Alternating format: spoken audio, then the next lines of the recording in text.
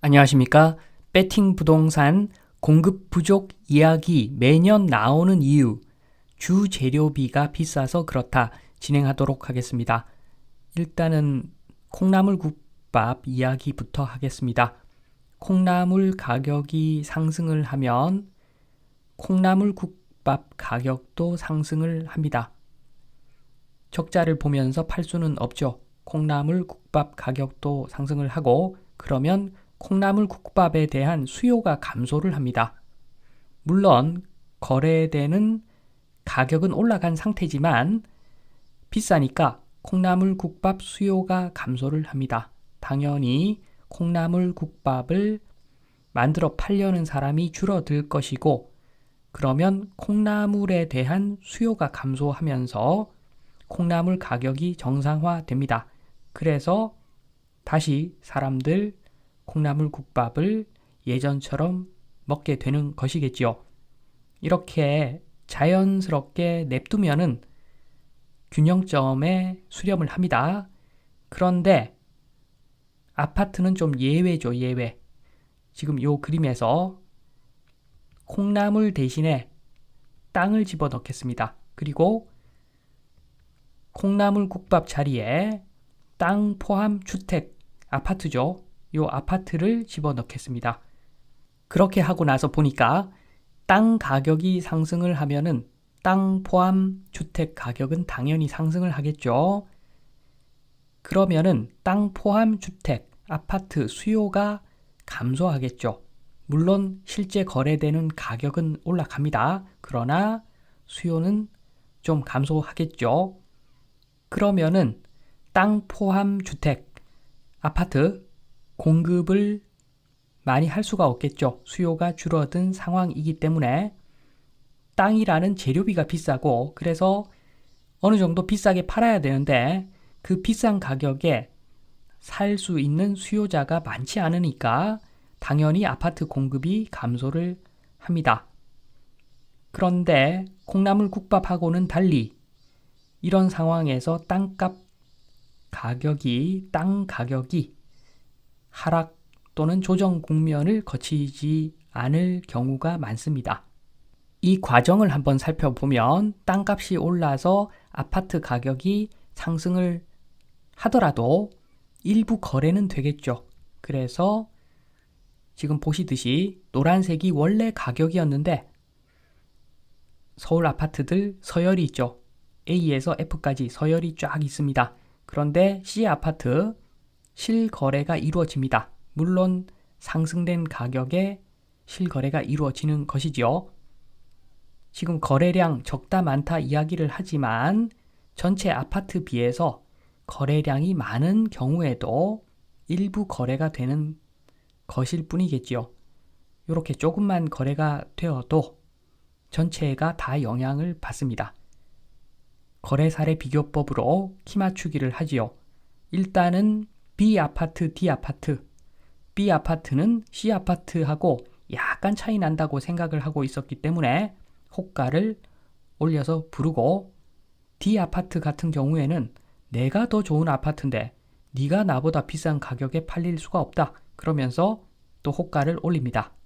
여기서 끝이 나는 것이 아니라 A하고 F도 마찬가지로 호가를 올립니다. 다 올라가 버리죠. 그런데 보니까 A 아파트가 40년 된 구축 아파트인 겁니다.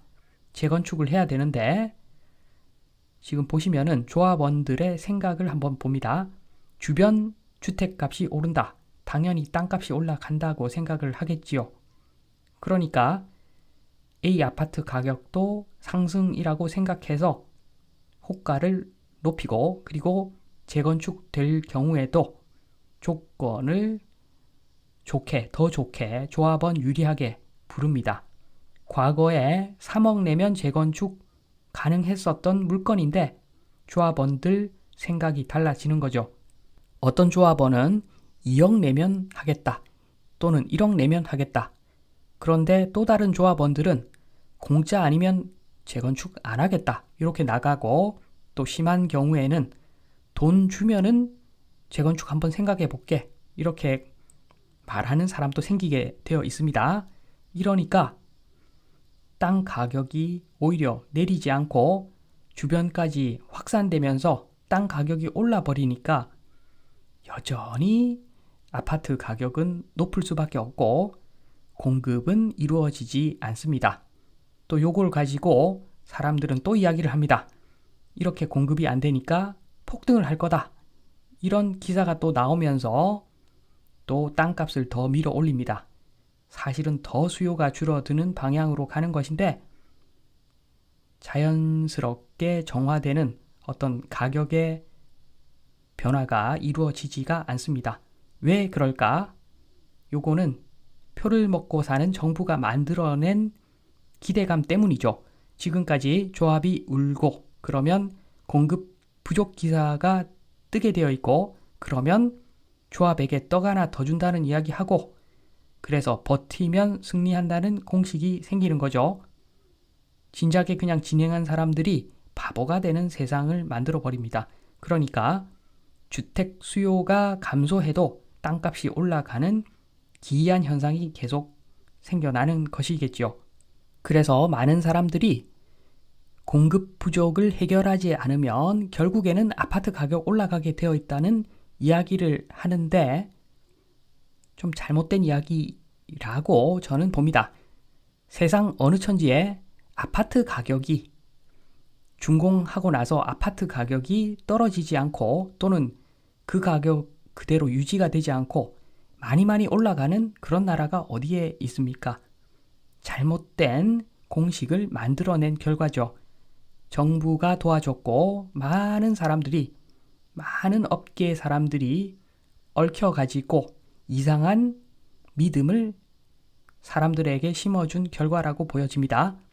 그래서 공급이 많을 때는 정말로 시장이 좋아가지고 시장은 왜 좋아지는가?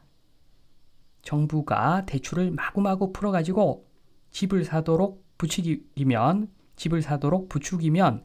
대한민국은 전세 제도가 있기 때문에 가격이 마구마구 올라가죠. 그런 시기에는 공급이 폭발적으로 늘어나고 그리고 그 늘어난 수요를 받아줄 사람들이 생기는 거죠. 정부가 대출을 많이 해주니까. 그래서 그런 경우를 제외하면은 공급이 잘 일어나지 않더라. 이상한 나라가 되고 말았습니다. 폭등할 때만 공급을 많이 하고 땅값이 많이 올라가지고 아파트 가격이 너무 고점이라서 수요가 별로 없어도 그래도 땅값이 내리지 않고 오히려 올라가기도 하는 그런 나라가 되어버린 거죠. 그래서 정부가 돈만 풀지 않으면 이게 사실은 세금이죠. 특혜를 준다. 세금을 직간접적으로 푸는 것인데 정부가 세금만 마구마구 풀지 않으면 대한민국 아파트도 정상화된다. 아파트는 저소득층 주거민을 위해서 만든 그런 제품이죠. 그렇게 될 겁니다. 정부는 세금을 필요한 데 써야 됩니다. 지금 한전 적자 이거 해소가 안 되겠죠. 이런 데 세금을 써야 될 것 같고 그리고 국민연금 요거 이야기 많은데 소득 대체율 40% 언더로 해야지 되는데 쉽지 않은 결정이죠. 이런 거 다 세금으로 해야 됩니다. 공무원 연금 세금으로 메워주듯이 국민연금도 세금으로 메워줘야 될 것 같고 이런 데다가 세금을 써야 되는 거지 쓸데없이 그 콩나물국밥, 콩나물 이런 데다가 세금을 쓰면은 시장만 왜곡된다. 아파트에 정부 돈을 뿌릴 필요가 없고 원칙을 정해서 아파트라고 하는 것은 실거주로 새 아파트 그냥 사서 거주하다가 나중에 값이 거의 나가지 않는 상태에서 업자들한테 그걸 팔아서 다시 재건축하고 이런 구조로 계속 돌아가는 그런 것이 아파트다. 이런 인식을 심어줄 때까지 정부는 아파트에 대한 지원을 해서는 안 된다. 말씀드리면서 이만 마치도록 하겠습니다. 감사합니다.